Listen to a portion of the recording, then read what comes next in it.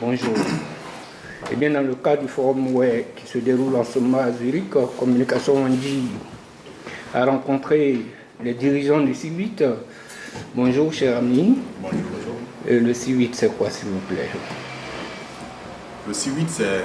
D'abord, je remercie tous les initiateurs de ce conclave-là qui ont permis que nous nous rencontrions.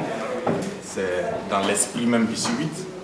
Nous aimons comme ça échanger, nous aimons partager notre opinion. Et puis surtout quand il s'agit encore de la cause ouest, en ce moment-là, nous ne ménageons vraiment pas d'efforts quand il s'agit de nous déplacer. Donc on est ici, d'abord pour ce conclave. Et comme je disais tantôt, le C8, c'est le collectif des Ivoiriens ouest de l'Italie. Et donc, cher ami, vous êtes votre nom? Je suis Todember Roger Roland, je suis le vice-président. La présidente m'a mandaté avec la délégation que tu vois là, pour venir assister à ce conclave où nous sommes co-participants. Voilà, c'est par rapport à ça que nous sommes là. Alors, cher ami, le monde, le paysage international des États-Unis, en passant par la France, partout, a vu que vous menez des actions, dont la plus spectaculaire était votre récent déplacement dans la région du Guémon et du Cavali. Quelles étaient les perspectives de ce déplacement?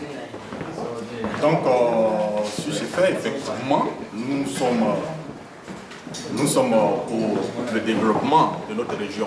Effectivement, nous avons effectué ce voyage-là pour aller assister notre peuple qui avait vraiment besoin de nous.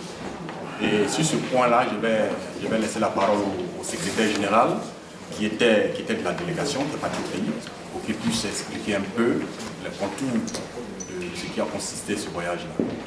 Alors, cher ami. Merci, mon président. Moi, je suis Seya Kazimir, je suis le secrétaire général du C8. Il faut dire qu'effectivement, du 7 janvier au 16 janvier 2016, nous avons effectué un voyage en Côte d'Ivoire, précisément dans la région du Guémon et du Cavali, dans le but de changer avec nos parents. D'abord, pour aller leur dire merci de ce qu'ils ont supporté beaucoup de choses. Et ensuite, nous ne sommes pas partis les mains vides. Quand un peuple souffre, quand un parent pleure, on va le voir, on va lui dire bonjour, mais avec quelque chose en nous. Pour dire que, bien vrai qu'on est loin de lui, mais on a encore des pensées vers lui. C'est ainsi qu'en 2016, nous sommes partis au pays avec des dons. Cette année, nous avons opté pour l'éducation et la santé.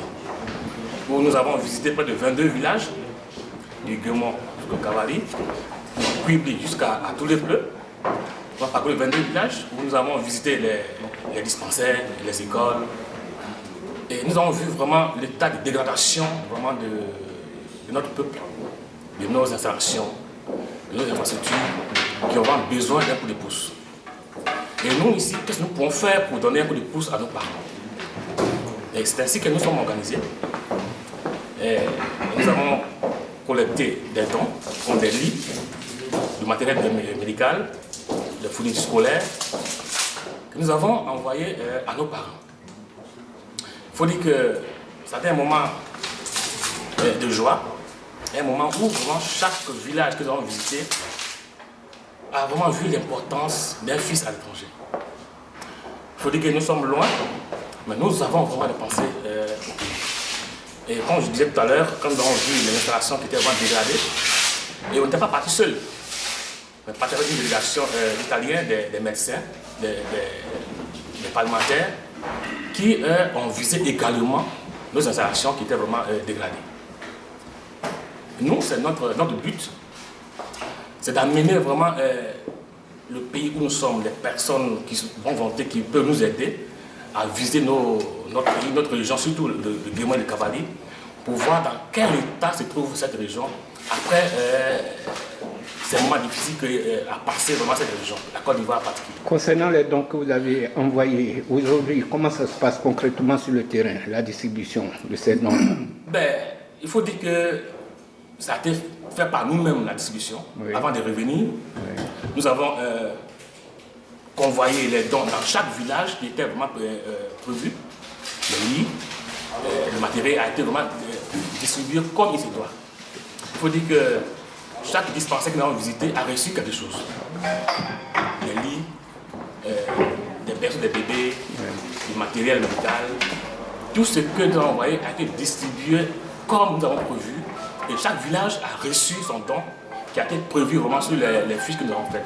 Il faut dire que quand nous avons fini de faire la distribution, chaque infirmier, chaque sous-préfet a signé la feuille de réception que nous sommes venus avec. Aujourd'hui, je peux dire que le civique est un espoir, le peuple ouais. Et vous, en tant que dirigeant, à votre niveau, excusez-moi, à votre base en Italie, concrètement, comment ça se passe entre vous et entre les donateurs? Il faut dire que ça se passe très bien. C'est quand tu es dans un pays, il faut s'intégrer. Et nous sommes intégrés d'une manière importante parce que nous avons des relations avec les institutions, puisque tout ce matériel que nous avons envoyé au pays, nous-mêmes, nos propres moyens ne peuvent pas l'acquérir. Parce que nous sommes en bonne relation avec les institutions du pays, que nous avons pu recueillir tous ces dons-là. Nous avons fait 2 conteneurs de 40 pieds remplis de matériel. Ce n'est pas de n'importe qui. Ça veut dire que nous avons des relations au office avec les dirigeants des communes, des régions dans lesquelles nous vivons. Il faut dire que nous avons des relations vraiment au bon fixe avec les autorités du pays où nous sommes.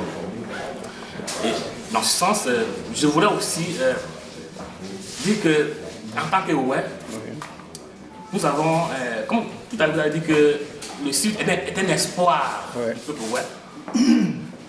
Nous voulons être un espoir du peuple OUE, et nous le sommes. Parce que quand nous sommes arrivés au pays, en Côte d'Ivoire, dans les villes où nous sommes passés, nous avons vu l'expression de nos parents qu'effectivement ils comptent sur nous. Ils comptent sur nous. Et nous ne devons pas les décevoir. Alors, donc, quels sont vos objectifs à venir? Les objectifs à venir? Comme nous sommes un collectif qui fait du développement socio-économique, comme on a dit, nous voulons vraiment amener vraiment nos parents à comprendre l'importance de ce que nous sommes en train de faire.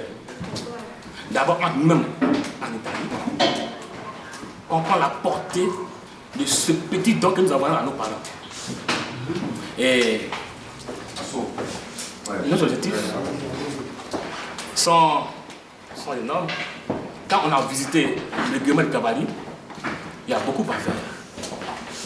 Il y a beaucoup à faire et quand nous sommes revenus, nous nous sommes dit, mais écoutez, on ne peut pas rester en marge vraiment de ce qui se passe dans notre région. Nous devons faire quelque chose. Et pour le faire, on doit se mettre ensemble. Il faut s'unir. Parce que dans la division, on ne peut pas faire quelque chose de concret. Dans la division, au niveau des... Enfin, l'union au niveau de ouais, de la diaspora ou au niveau de la diaspora italienne? Au niveau de la diaspora, ouais, en général. Oui. Puisque si, par exemple, chaque pays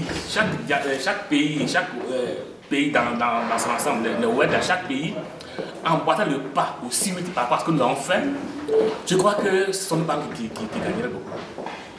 Nous avons fait une petite partie en Italie, Si en Suisse, on fait la même chose, en France, en Allemagne, je crois que nos parents seraient soulagés. Aujourd'hui, le C8 est parti prenant dans le conclave qui se tient en ce moment à Zurich. Quelles sont vos impressions par rapport à ce qui se déroule? Bon, je crois que c'est une très bonne chose. Il faut que ces gens de rencontres-là aient lieu pour qu'on puisse échanger, pour qu'on puisse partager chacun son expérience. Et c'est ça même qui a motivé notre présence ici. Nous, ce que nous voulons dire en toute modestie, les dons que nous avons faits la dernière fois ont une valeur de 200 millions de francs CFA. 200 millions de francs CFA.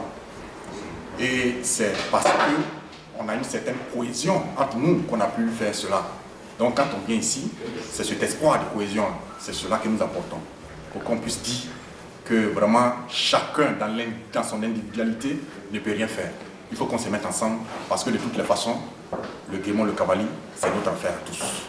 Au-delà même de nos opinions politiques, au-delà de nos sensibilités, quand il s'agit de parler de la cause, ouais, il faut que nous soyons mobilisés. Donc c'est ce message-là que nous apportons à ce moment-là. Ce fut un plaisir pour nous de toujours discuter avec le C8. Nous l'avons déjà fait avec Brigitte Bourdaye, aujourd'hui c'est vous. Nous sommes ensemble, donc communication indique par ma voix. Je vous dis merci et bon retour lorsque vous serez en Italie. Et toutefois que vous serez sur le terrain, nous sommes prêts à vous accompagner. C'était Banao Nambo depuis Silke Zurich, communication indique. Merci. À bientôt. C'est nous qui vous remercions.